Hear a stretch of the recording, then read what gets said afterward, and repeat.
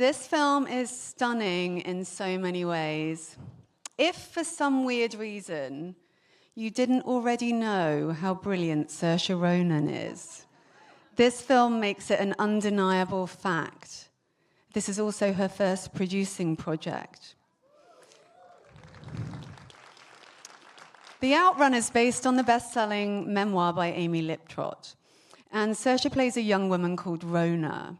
Rona has come back home to the remote Orkney Islands, north of Scotland, because alcoholism has imploded her life. You just saw her a little bit earlier for Blitz. Please welcome back to the stage, Saoirse Ronan for The Outrun.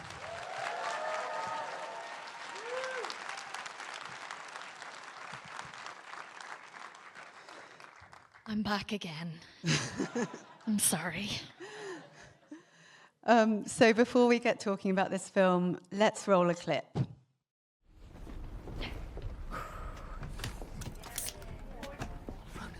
Please don't what? Don't what? This? I'm sober. Do they know that? Because they seem to know everything else, don't they? You've clearly told them everything that's going on. Rona, I'm sorry.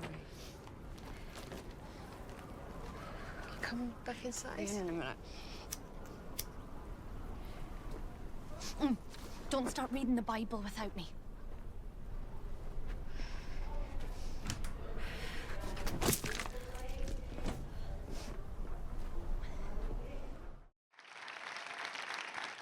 There you are with the brilliant Saskia Reeves.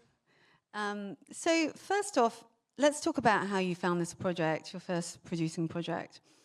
So I think that Jack Loudon, your co-producer, partner in life, found the book first, and then you both looked at it and thought, this is a film.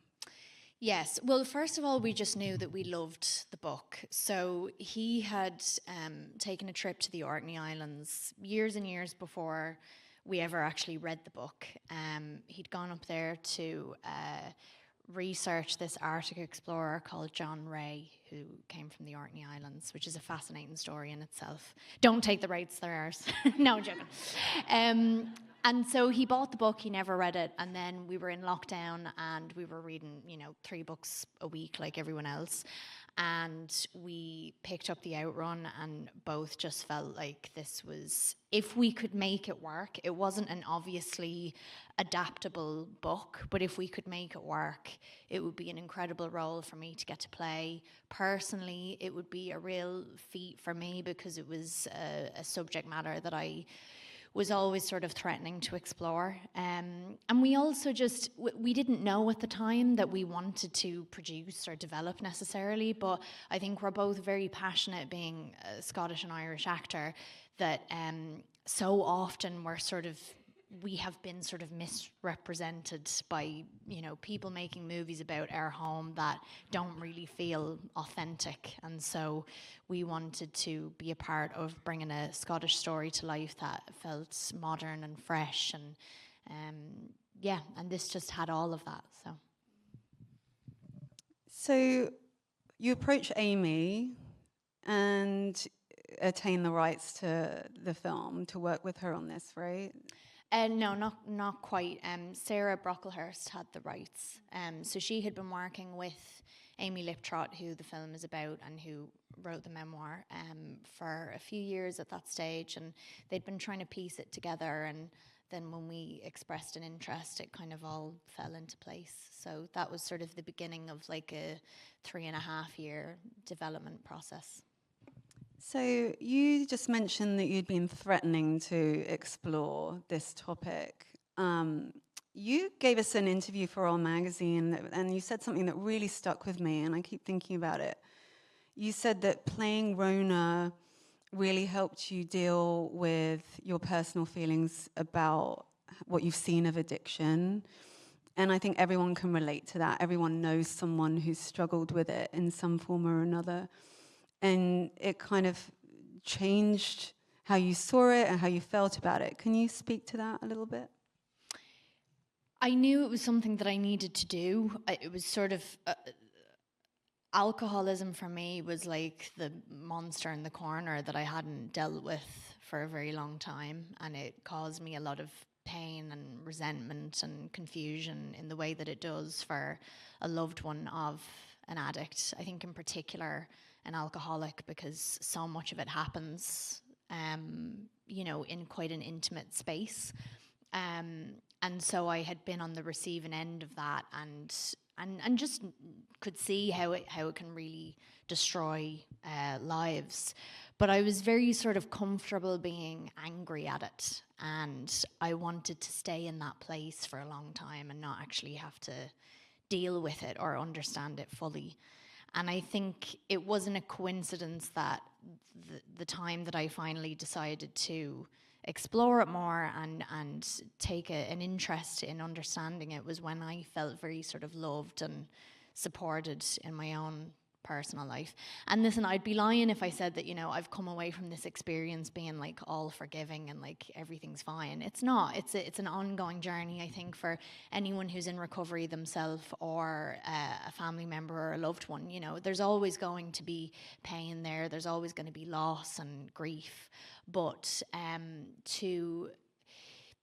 to have been able to take the sting out of it somewhat and weirdly actually humanize it has been such a gift for me that's come out of this movie. That was really beautifully said. Telling a story this personal that belongs to someone that's already written the memoir, how did you work with Amy to sort of represent a version of her? And it's such an internal story. So did you go the route of, I'm going to just do something different, or did you try to kind of connect with her entirely? We certainly felt that it was incredibly important that we had a connection. I think what we realized very early on is that it was most important that we were connected as creatives, and that she had brought to life such a beautifully honest, rich story about her experience. But it felt wrong very quickly to just impersonate who Amy is as a person. Like, we're quite different in terms of our character.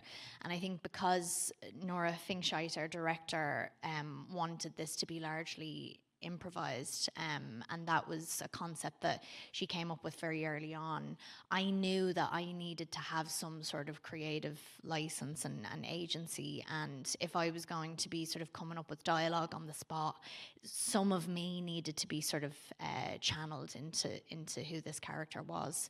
So one of the first steps that we made to kind of create some healthy distance was renaming the character from Amy to Rona. And I think that was really helpful for myself, Amy, and Nora to just kind of breathe new life into who this person was. And I think it was really helpful for Amy as well to feel like this story had an evolution that kind of went beyond her. So when you talk about improvising, I break out in a sweat with just the idea of it. How do you do that for a movie that involves you dancing and singing around a kitchen on your own, like no one's watching you? I don't even know how you would even start to cope with I it. do that daily, so that's fine. I'm used to that. I was actually speaking to my friend the other day, and we were saying how we've also interviewed ourselves by ourselves since we were kids. So there's I'm sure that, right, there's other people in the audience that, right, I knew everyone had done it. Was this with a hairbrush? There's a microphone? Yeah, just sort of well, tell me how you feel about this. Well, it's funny you asked that, Saoirse. Good question, Saoirse. Thanks, Saoirse. So that's just how I operate anyway. And weirdly, something about having the camera there and me being on my own, it gives me this freedom to just sort of go wherever I want to go. So what was the question again? I can't remember. I was saying, do you break out in a sweat at the idea? Oh, do I break out in a sweat? So the idea of improvising for me, it makes me break out in a sweat, but it also makes me incredibly cynical, because I do feel, maybe it's just a taste thing, but I think so often filmmakers are like, yeah, we're not going to write a script. We're just going to see how it feels on the day. And I've been in that position, and I'm like, okay, well, this is a mess now, and nobody knows what they're doing, and there's no sort of like clear directive. And I come from a place of working from such an early age and really enjoying specificity, still having room to explore, but like I like when there's a decision made or a goal, sort of common goal. It's not much to ask.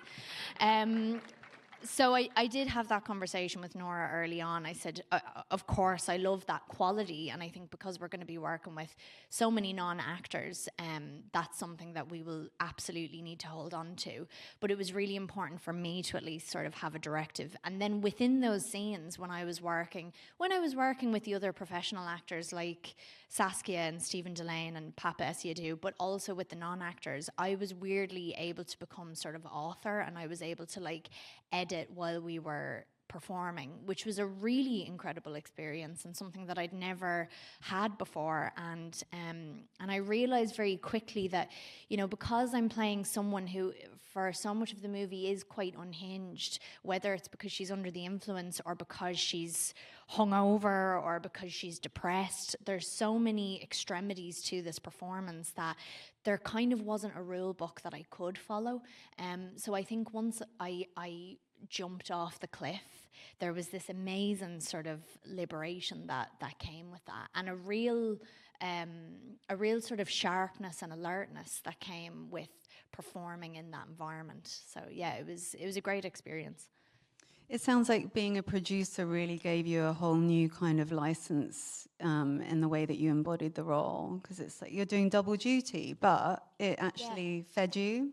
It absolutely fed me, and I think, I've been doing it for over 20 years, and up until the Outrun, I was still having good experiences, but I was also having experiences as an actor that weren't as fulfilling as I knew they could be, and I know that was in part to do with me just needing more out of it. When you've done something, which I think I said in the other Q&A, that like your relationship with your work, no matter what you do, it becomes you eventually create so much depth with it, but with that comes complexity, and it's not just as simple as like, yeah, I love it, it's great.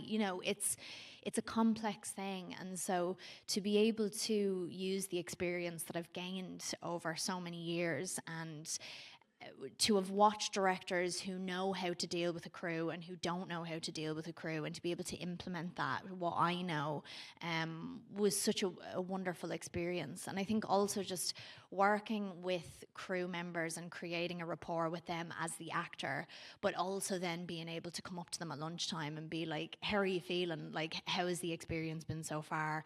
Is there anything that you need to be adjusted? Knowing that the onus was sort of on me kept me incredibly alert and gave me a responsibility that I think if more actors experienced that, they wouldn't ever want to give it up. Honestly, I really, after having that experience, like, it's not for everyone, but I really do encourage more actors to get into the driving seat, especially when it comes to directing as well, because nobody knows how to talk to actors like other actors do.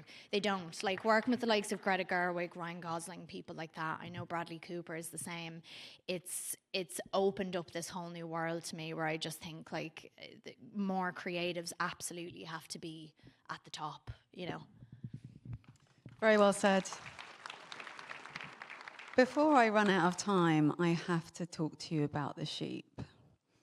Because I know that Nora was very insistent on you going up to Orkney and actually getting involved with lambing and having the experience. Tell us about that. Anyone who hasn't seen the movie must be so confused by what we're talking about. There's sheep involved. Yeah, I delivered some lambs at the top of the film. So one of the opening sequences is me pulling a lamb out of a sheep, and it's all real. And we did it as part of a pre-shoot about like 5 months before principal photography started. And at the time I thought, God, do we need this? I'm tired. I've just finished another film. I'd love a couple of weeks off. But actually, when we got there, again, you know, for myself and the rest of the creative team, it really sharpened our focus. We had to make creative decisions about what the hero look of the character was going to be, roughly who I was playing, and what my sort of version of Rona was going to be at that point in the movie. And we had to explore that in this pre-shoot. And we would get ready at like 4 a.m. We would go onto the farm, which is the farm that Amy Liptrot grew up on and she worked on with her dad. And I would be in my overalls and we would just sort of wait. We'd be in this shed with like 40 ewes and we're just waiting to see if one of them is going to go into labour. And sometimes they would and sometimes they wouldn't, and you'd be so exhausted, but you'd just be sort of like waiting, and then you'd see one, and the farmer consultant that I had, who was this 23-year-old man called Kyle, who oversees 3 different farms in Orkney, was like, go, get that one, and I'd have to tackle it to the ground. And they have this sort of super human strength, sheep do, and so she wanted to get away, and I was incredibly involved in, you know, bringing her little baby into the world, and it was an insane experience, but it really gave me a sense of the kind of demanding nature of that life, the life on the land, and a person's relationship to nature, when it's not just sort of like, I'm going to go to a retreat for a week and find myself, but it's like, it's work, you know, and it's labor, but there's a beauty in that as well, but there's also a kind of a tragedy in it, and a chaos. And so having a sense very early on that there is a chaos to her world, and to give me a sense of where she had come from, really helped me embody who she became for the rest of the movie. What an experience. Wow. Well, thank you so much for being here. Everyone, Saoirse Ronan with the Outrun. Thank you. I'm not coming back now.